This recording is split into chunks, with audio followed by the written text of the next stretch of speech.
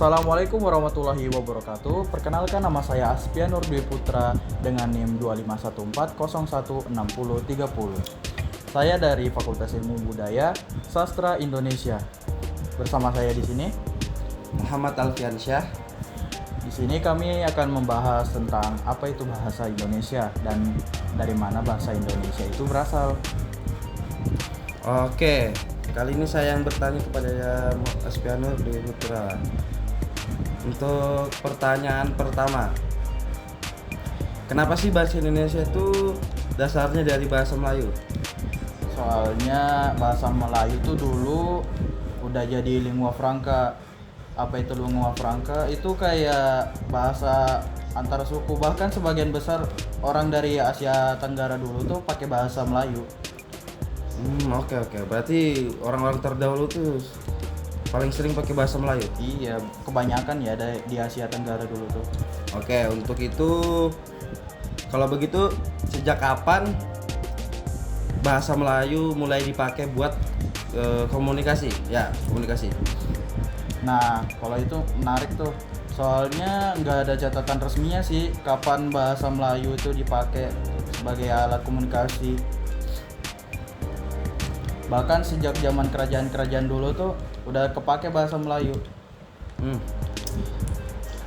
Kalau kita balik ke zaman Sriwijaya, bahasa Melayu dipakai buat apa aja sih? Bahasa Melayu dulu di kerajaan Sriwijaya tuh banyak sih dipakai. Pertama tuh buat aturan hidup, buat berdagang, sama bahasa resmi di kerajaan. Jadi dari zaman Sriwijaya ya?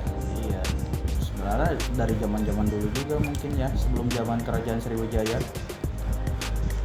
Lalu kenapa bahasa Melayu akhirnya dipilih jadi bahasa Indonesia? Jadi bahasa Indonesia gitu ya. Jadi bahasa Indonesia. Gimana ya, itu kayak semua suku dulu tuh cocok gitu, nah bisa menerima bahasa Melayu tuh jadi bahasa Indonesia. Bahasanya tuh udah sederhana, udah sering juga dipakai dalam perdagangan zaman dulu tuh, sama buat komunikasi sehari-hari. Gitu ya. Iya. Oke, kalau untuk bahasa Indonesia resmi dipakai pada tahun berapa? Bahasa Indonesia Ya, pada tahun resmi berapa? dipakai itu waktu Sumpah Pemuda, iya, pada tahun 1928 Oktober. Sudah terpakai itu sudah, soalnya kan para pemuda dari berbagai pulau juga kan. Udah lumayan lama ya. Iya, Dari udah menyempatkan. 1928 ya. Itu pas itu masih dijajah sama Belanda tuh ya. Wah, mungkin sih ya. Iya. Berarti kurang tahu saya. Kalau sekarang fungsi bahasa Indonesia selain sebagai bahasa nasional tuh apa saja?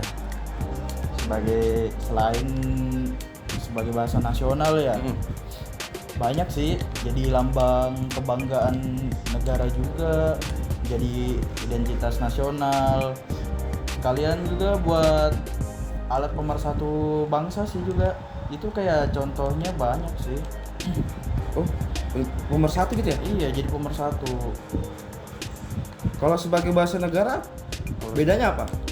Ya, kalau bahasa negara itu fungsinya lebih formal aja, buat bahasa resmi negara, buat pengantar di dunia akademik, buat komunikasi tingkat nasional, dan juga buat pengembangan budaya dan juga ilmu iptek juga.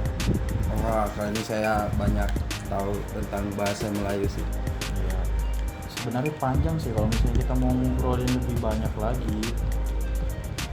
Bahasa Indonesia kan kalau misalnya di daerah-daerah tuh mungkin berbeda arti juga ya, misalnya Jawa dan Bugis bahasanya. Jadi bahasa Indonesia itu jadi kayak pemersatu gitu nanti.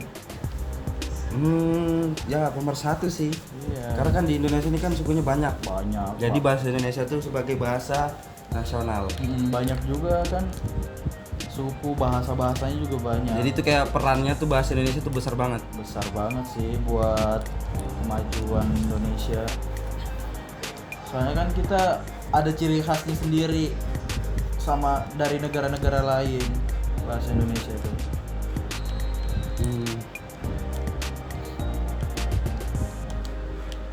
Mungkin itu saja dari kami, kurang lebihnya mohon dimaafkan.